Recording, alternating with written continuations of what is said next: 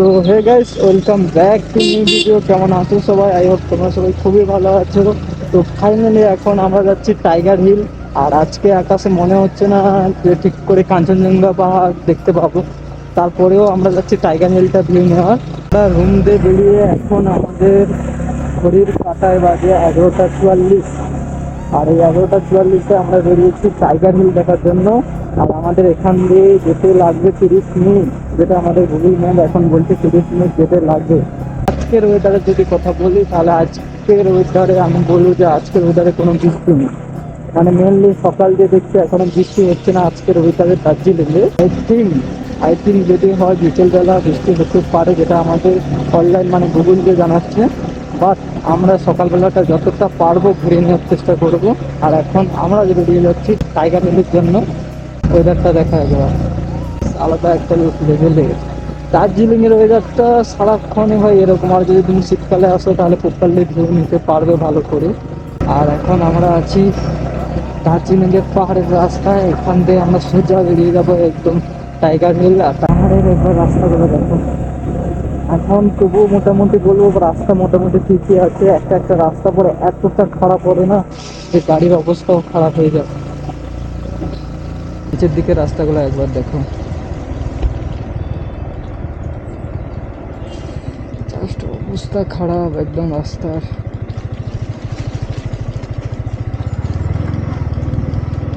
চাকা স্পিড প্রচণ্ড কাটবে।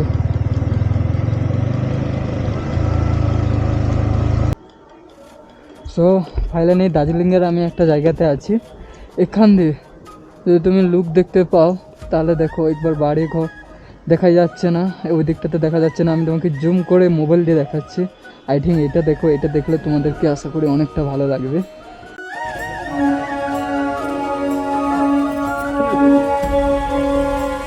প্রপারলি এখান দিয়ে ভিউটা তোমাদেরকে দেখালাম, যাতে পাহাড়ের নিচটাতে কেমন লাগছে, মানে আমি উপরে আছি, পাহাড়ের নিচের লুকগুলো কেমন লাগে।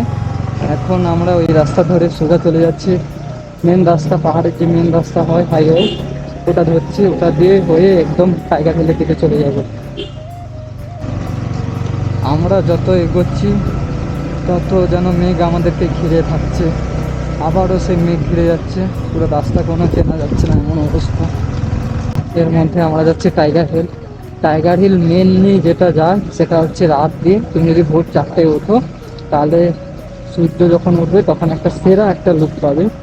আর যেহেতু আমরা ভোর দিয়ে যাইনি একটাই কারণ এখন সূর্য উঠবে না, এটা শিওর। কারণ যে মেঘ ঘিরে আছে সূর্যের দেখা পাবো না, যার কারণে আমরা এখনই যাচ্ছি জাস্ট ওখানকার প্লেসটাকে এক্সপ্লোর করার জন্য। এই প্লেসটা একবার দেখো, মানে পুরো দিক দিয়ে মেঘ ঘিরে আছে এই প্লেসটাতে। পুরো মেঘ দিয়ে যেন ঘিরে আছে, আর মেঘের মধ্যে আমরা। দার্জিলিংয়ের এই ভিউটা প্রপারলি নেওয়ার জন্য আমরা এত কষ্ট করে এখানে এসেছি বাইক নিয়ে। সো ফাইনালি যদি তুমি টাইগার হিল যেতে চাও তাহলে এখানে তোমার টিকিট কাউন্টার পড়বে, এখানে টিকিট কেটে নাও। আমাদের দুজনের জন্য নিল 40 টাকা। আর বাইক অ্যালাউ ওপরে যাওয়ার জন্য কোনো অসুবিধা নেই। ওপরে বলছে পার্কিংও পেয়ে যাবো। মোটামুটি এখান দিয়ে টিকিট কেটে আমরা সোজা চলে যাচ্ছি টাইগার হিলের দিকে। ফাইনালি আমরা টাইগার হিল চলে এসেছি আর এই রাস্তা ধরে এলাম। বাট এখানে গাড়িটাকে পার্কিং করে নিতে হবে, বাইক নিয়ে উপরে যেতে দিচ্ছে না। পার্কিং করে এখন পায়ে হেঁটে উপরের দিকে যেতে হবে। আর সবাই আগে দিয়েই বলছে যে টাইগার হিলে এখন কোনো কিছু দেখতে পাবো না, বাট প্লেসটা আমরা ঘুরে যেতে পারবো, সেই কারণে আসলাম। এখানে কিছু দেখার কিছু নেই। আর আসার প্রথমত আমরা অনেক ঠান্ডাতে আসলাম, একটা চা খেয়ে নেবো এখানে।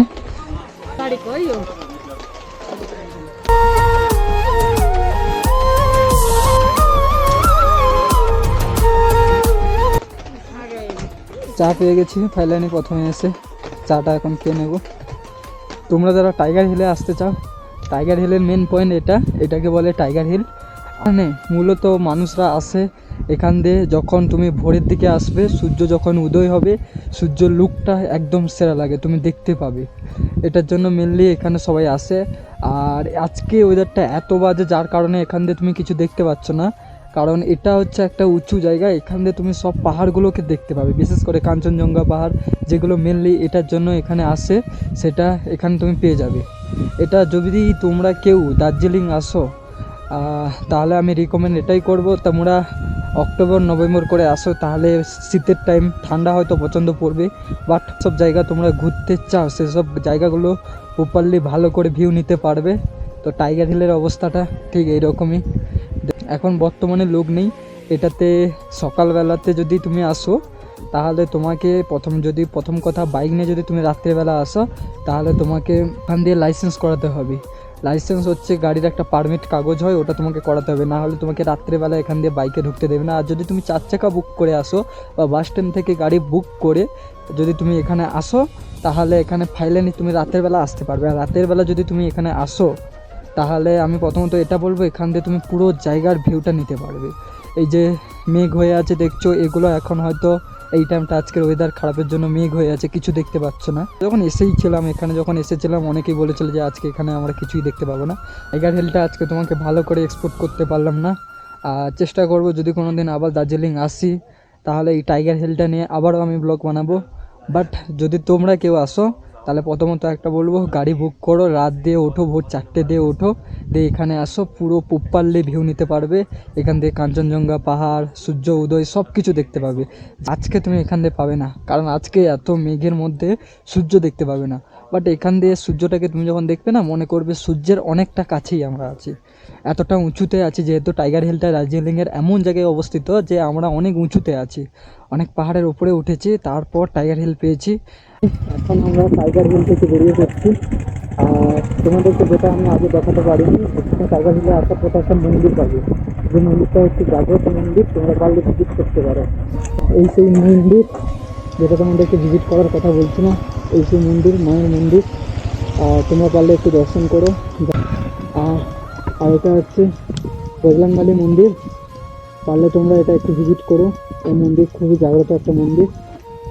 আর দার্জিলিংয়ে তোমরা যদি টাইগার হিলতে যখন যাবে এই মন্দির দুটো পাবে, এই মন্দির দুটো জাগ্রত মন্দির, তোমরা পারলে একটু ভিজিট করে দিও। আমাদের হয়তো টাইম খুবই কম, যার কারণে এখন আমাদেরকে এখান থেকে চলে যেতে হচ্ছে।